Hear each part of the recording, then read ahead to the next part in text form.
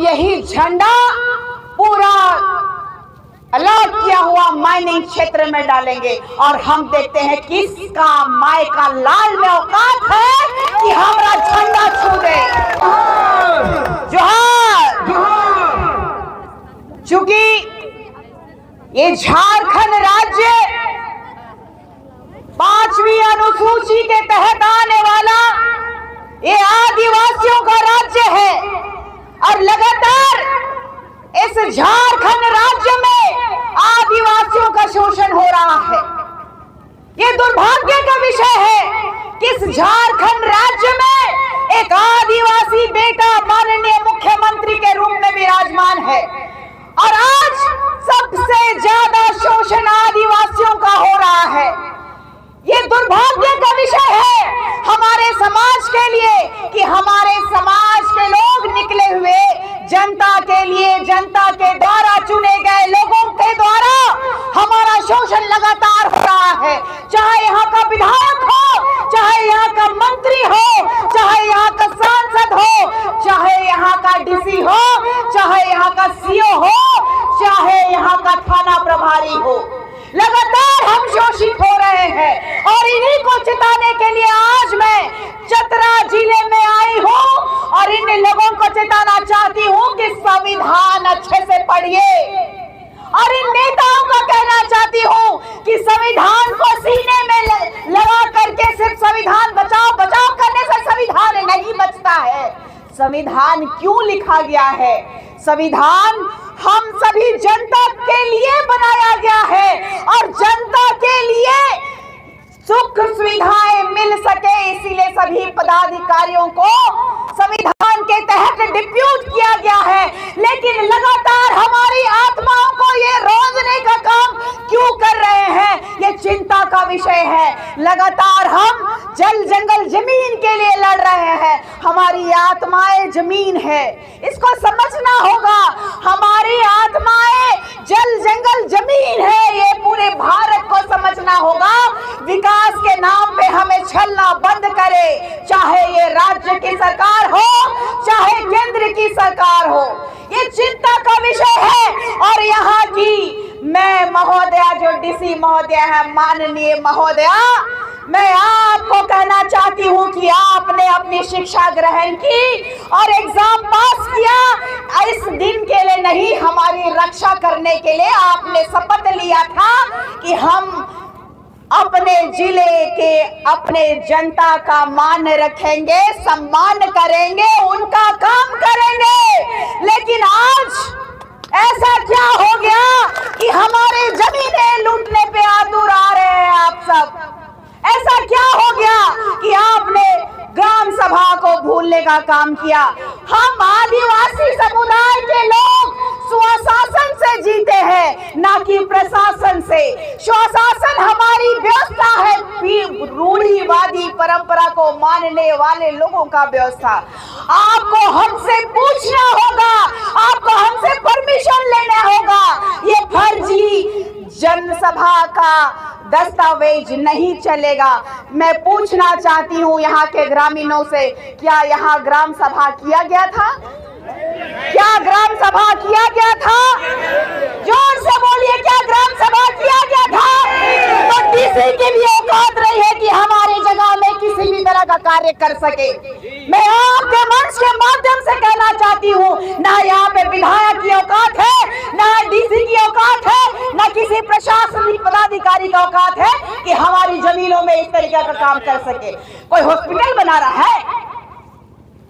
कोई हॉस्पिटल बना रहा है? हमारे लोगों को हॉस्पिटल चाहिए होता है तो हमारे लोग बहंगा में ढो करके कितना दूर पैदल चलते चलते हमारे लोग मर जाते हैं। इसका उदाहरण अभी मैंने तुरंत दिया है, जो पोस्ट किया है आज सुबह गुमला घाघरा का। ऐसा ही आप लोगों का स्थिति है। आज भी कहा जा रहा है कपड़ा पहनने के लिए नहीं है हमारे महिलाओं के पास, ब्लाउज नहीं पहनती है। मैं बार बार बोलती थी और इस जगह देखने को मिलेगा।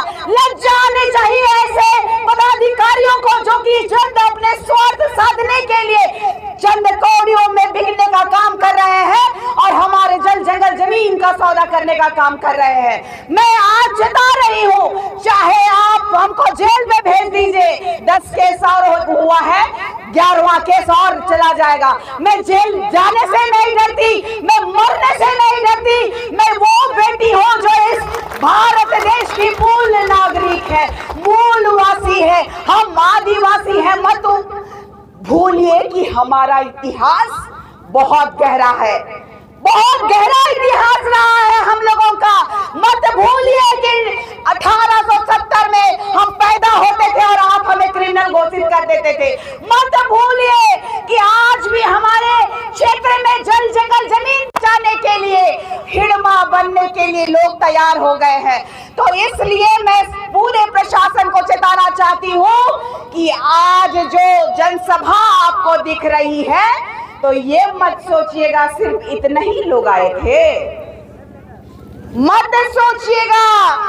मैं बोलना चाहती हूँ जो कि यहाँ का माइंस लेने वाले अरमेंद्र साव जी, अशोक यादव जी, अमित सिंह जी, छोटू सिंह जी, इसमें उराव, मुंडा, खड़िया, बिरहोर कोई नहीं दिखाई दे रहा है, कोई दिखाई नहीं दे रहा है।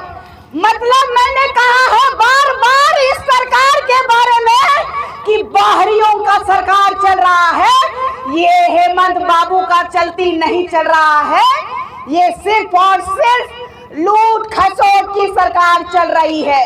डीसी महोदय को मैं चेताना चाहती हूँ कि अगर ये बंद होने के बाद ये चालू हुआ तो आपको की कुर्सी को हिला देने का काम ये आदिवासी करने का काम करेंगे। और सबसे बड़ी बात मैं कहना चाहती हूँ कि बिना ग्राम सभा किए लगातार पूरे झारखंड राज्य में 4-5 गांव के दलालों के माध्यम से सिग्नेचर करके लोग लाखों अरबों रुपया घटक जा रहे हैं। मैंने झंडा की लड़ाई लड़ी थी, लोग जानते थे कि ये आदिवासी अस्मिता का झंडा है और मैंने कहा है ये झंडे के ऊपर अधिकार सिर्फ रूढ़िवादी परंपरा को मानने वाले लोगों का है। आज हम यही झंडा पूरा अलॉट किया हुआ माइनिंग क्षेत्र में डालेंगे और हम देखते हैं किसका माय का लाल में औकात है कि हमारा झंडा छू दे। और मैं इतना ही लास्ट में कहना चाहती हूँ कि हमारे लोगों को गरीबी में देख करके ये मत सोच लीजिएगा कि गरीब लोग क्या ही कर लेगा। तो ये भी मत भूलिए कि संविधान के तहत आने वाले सभी पदाधिकारी, चाहे यहाँ के मुख्यमंत्री, दुर्भाग्य है कि घोटाले पे घोटाले होते जा रहे हैं। कोई जमीन में जा रहा है जेल, तो किसी ना किसी मामले में आप देखिए चारा घोटाला हो गया, अभी सबसे बड़ा घोटाला शराब का हुआ, तो लगातार घोटाले हो रहे हैं। इस झारखंड राज्य में पेशा अधिनियम कानून लागू इसीलिए नहीं कर रहे हेमंत बाबू क्योंकि वो जानते हैं कि पेशा अधिनियम 1996 लागू हो गया तो किसी के बाप की चलती नहीं चलेगी। ना यहाँ से बालू जाएगा, ना यहाँ से पत्थर जाएगा, ना ही यहाँ से अवैध कोयला जाएगा, ना ही अवैध खनिज संपदाएं जाएंगी। वो जानते हैं, इसीलिए अपने चोर उचक्के माफियाओं के संगी साथियों को बढ़ावा देने के लिए, अपनी ताकत को बढ़ाने के लिए, अपने कुर्सी का पावर को बढ़ाने के लिए महज उन्होंने अपने आदिवासी भाई बहन लोगों की हत्या कर दी। ये हत्या ही कहेंगे। हमें सुविधाओं से वंचित किया जा रहा है। हमारे पास पीने के लिए स्वच्छ पानी नहीं है। जहां प्रदूषण ही प्रदूषण, वहां भी हमारे लिए कुछ नहीं। मैं आ रही थी देखते हुए, खलारी में लोगों का जीना दुस्सार है। लोग जी नहीं पा रहे, कई बीमारियों से ग्रसित हो रहे हैं। इनको चाहिए हमारे यहाँ से खनिज संपदा लेकिन हमें 5 केजी राशन के अलावा कुछ नहीं भेटाता है। ये लोग मैया सम्मान योजना चलाया है। कितना लोग खुश है मैया सम्मान योजना से? देखिए कोई नहीं खुश है। मैया लोग भी बोल रही है कोई खुश नहीं है। कई मैया लोग बोली बर्बाद कर दिया। ये मजबूरी है। जब बांट रहा है बाहरियों को करोड़ों रुपया, तो आप हमें 2500 रुपया देके क्या जताना चाह रहे हैं? हमारा एहसान लेना चाह रहे हैं? ये हमारे साथ छलावा है। सबसे पहली बात है कि आप ये मत भूलिए कि यहाँ के मालिक आप हैं। जितने लोग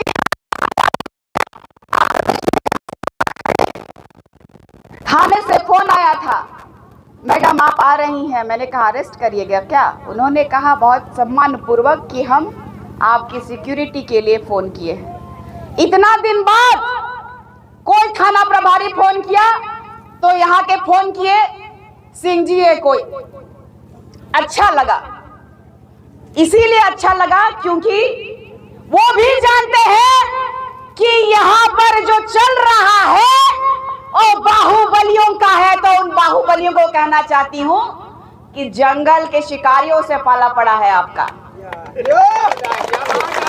चाहे आप बाहुबली बनिए, टाइगर बनिए, चाहे फलना और चिलना बनिए, चाहे AK-47 लेके आइए, ये हमारी बोली ही आपके AK-47 के सामने तड़ तड़ चलेगी तो धराशायी हो जाएगी।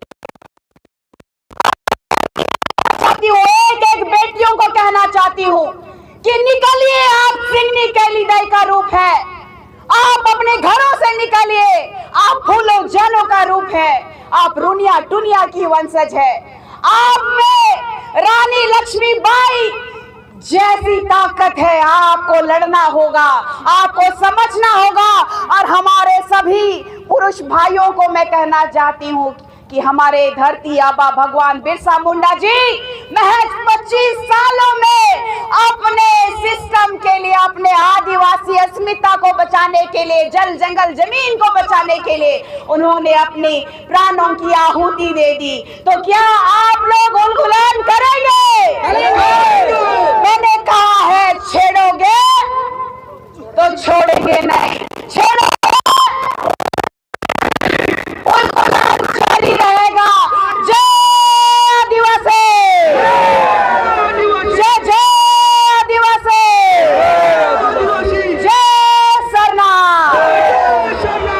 भगवान बिरसा मुंडा अमर रहे, तिलका मांझी अमर रहे, सिद्धू कान्हू अमर रहे। तो प्रशासनिक पदाधिकारियों भूलिएगा नहीं, हम इस देश के मूल मालिक हैं और ये 5th शेड्यूल का क्षेत्र है, ये हमारा क्षेत्र है। इसीलिए हम लोगों से सावधान रहिए, नहीं तो नौकरी से हाथ धोने में आपको समय नहीं लगेगा। ये आदिवासी बेटी का चैलेंज है।